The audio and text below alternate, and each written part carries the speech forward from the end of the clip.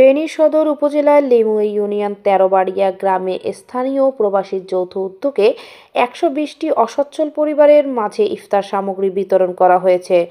জানা যায় ২০১৫ সালে গ্রামের প্রবাসী ও দেশ বিদেশের অবস্থানরত যুবকদের উদ্যোগে একটি সমবায় ও দুস্থ কল্যাণ সমিতি গঠন করা হয়।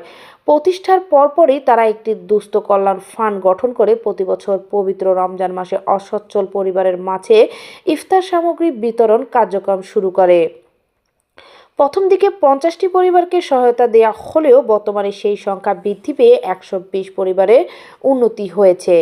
ফান্ডের উদ্যোগে চাল, ডাল, তেল, ছোলা, চিনি ও প্রয়োজনীয় খাদ্য সামগ্রী বিতরণের পাশাপাশি সারা বছর জুড়ে অসচ্ছল পরিবারের কন্যাদের বিবাহ সহায়তা, মেধাবী কিন্তু আর্থিকভাবে অসচ্ছল শিক্ষার্থীদের শিক্ষা ব্যয় বহন, দরিদ্র অসুস্থ রোগীদের চিকিৎসা সহায়তা এবং প্রয়োজন অনুযায়ী ঘর নির্মাণে সহযোগিতা প্রদান করা হচ্ছে। ২০২২ সালে থেকে সংগঠনটি ১৩বাড়িয়া যুব উন্নয়ন ও দুস্থ ফান্ড নামে যুব সমাজের সক্রিয় অংশগ্রহণে আরও সুসংগঠিতভাবে কার্যক্রম পরিচালনা করছে। ভবিষ্যতে একটি জাতীয় কবরস্থান ও একটি মাদ্রাসা প্রতিষ্ঠার পরিকল্পনার কথাও জানিয়েছেন সংশ্লিষ্টরা। সংগঠনের নেতৃবৃন্দ জানান, সকলের আন্তরিক সহযোগিতা ও অংশগ্রহণ অব্যাহত থাকতে মানবিক এই কার্যক্রম আরও বিস্তৃত হবে। পবিত্র কোরআনে মহান আল্লাহ তাআলা বলেন, যারা আল্লাহর পথে নিজেদের সম্পদ ব্যয় করে তাদের দানের উদাহরণ একটি শস্য বীজের মতো, যা থেকে ৬০টি শীষ জন্মে, প্রতিটি শীষে থাকে ১০০ দানা। সূরা আল বাকারা ২৬১।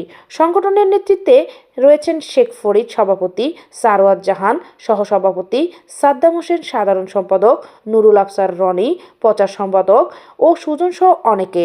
প্রতিষ্ঠান লগ্ন থেকে আর্থিক সহযোগিতা করে আসছেন ইঞ্জিনিয়ার মুনির সিদ্দিক রাহিদ, ইঞ্জিনিয়ার মোহাম্মদ বোরহান, ইঞ্জিনিয়ার ইসহাক, নূর ইসলাম, সাইফুল ইসলাম, নূর আলম জাহাঙ্গীর ও ইয়ার আহমেদ। সার্বিক কার্যক্রমের সমন্বয় উপদেষ্টা হিসেবে দায়িত্ব পালন করেছেন বেলাল হোসেন। সংগঠনের পক্ষ থেকে আর্থিক ও কায়িক শ্রম দিয়ে সহযোগিতা প্রদানকারী সকল সহানুভূতিদের প্রতি কৃতজ্ঞতা প্রকাশ করা হয়েছে। আমরা এটা হচ্ছে আমাদের গ্রামের প্রবাসী এবং স্থানীয় যারা আছে তাদের উদ্যোগে আমরা একটা সংগঠন করছিলাম, আপন সমবায় ও দুস্থ কল্যাণ সংঘ। তো ওটার উদ্যোগে ২০১৫ সাল থেকে আমরা আলাদা একটা ফান্ড করে দুস্থ যারা আছে আমাদের গ্রামে ওদেরকে মানে ইফতার সামগ্রীগুলো আমরা বিতরণ করে থাকি আর কি। ইফতারের নিত্য প্রয়োজনীয় যে জিনিসগুলো আছে ওগুলো আমরা বিতরণ করি। এটা এভাবে প্রথমবার আমরা ৫০ জনকে দিছিলাম, এরপর এটা আস্তে আস্তে বাড়তে বাড়তে এখন ১২০ জনকে দিতেছি। তারপরে ২০২২ সালে আসি আমরা এটারে আরেকটু বড় পরিসরে করার জন্য আমরা গ্রামের যুব সমাজ যারা আছে তাদেরকে সহ অ্যাড করে এখন আমরা দিতেছি এটা ১৩বাড়িয়া যুব সমাজের উদ্যোগে। তো এটা আমরা কন্টিনিউ যতদিন আসি ইনশাল্লাহ করার চেষ্টা আছে। আর হচ্ছে আমাদের পরবর্তী একটা টার্গেট হচ্ছে আমাদের গ্রামে একটা কবরস্থান নাই, সবাই রোডের পাশে পাশে কবরগুলা তৈরি করে রাখছে। আমরা চাইতেছি একটা ভালোভাবে গ্রামের নামে ১৩বাড়িয়া পারিবারিক একটা কবরস্থান যেন হয়। এটার জন্য আমরা এই কালেকশনের ভিতরে আমরা ওগুলা বলি, কালেকশনটা করি আর কি, যাতে আমরা এই কালেকশনটা আর একটু বাড়ে, একটা যাতে জমিন আমরা কিনতে পারি কবরস্থানের জন্য। এটা হলো আমাদের টার্গেট আর কি। আর একটা হচ্ছে নতুন করে চাইতেছে একটা মাদ্রাসা দেওয়ার জন্য। তো ওটা হলো পরে টার্গেট আর কি। আমাদের কবরস্থানটা হলো এখন মূল টার্গেট, যাতে সবাই আমাদেরকে সহযোগিতা করে, সবসময় যেভাবে করে আসছে এখনো যাতে সামনেও যাতে করে। কবরস্থানের টাকা ইয়াটা হচ্ছে সবচেয়ে এখন ইম্পর্টেন্ট, যে সবাই কিন্তু কবরস্থান নাই। যারা যারা সহযোগিতা করে তাদের উদ্দেশ্যে বলতেছি যেন আপনারা ওই সহযোগিতাটা যেন কন্টিনিউ রাখেন। রহমান রহিম, আসসালামু আলাইকুম রহমতুল্লাহ। আসলে আমাদের ছোট ভাই সরোয়ার যে কথাগুলো বলছে কথাগুলো খুব গুরুত্বপূর্ণ কথা। এটা আমাদের সমাজের, আমাদের এলাকাবাসীর, আত্মীয় স্বজন সবার প্রয়োজনীয়। এই যে আমরা এই যে দুস্থ কল্যাণের এই যে উদ্যোগটা নেওয়া হয়েছে, সবাই এখানে সহযোগিতা করবেন, সবাই এখানে ঝাঁপিয়ে পড়বেন, এটা হলো অনুরোধ। ১০ জনে একসাথে কাজগুলো করলে এগুলো আমরা আরো অনেক আগে যেতে পারি। আসলে আমাদের গ্রামের এক কবরস্থান খুব সংকট।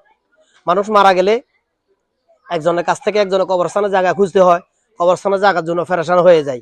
তখন মৃত্যু হইলে তখন কবর দেওয়ার জন্য আসলে আমাদের কবরস্থানের জায়গার জন্য খুব ফেরেশান হয়ে তখন শুধু ভাবি যে কোথায় কবরস্থ করবো তাকে, তখন একটা টেনশন পড়ে যায়।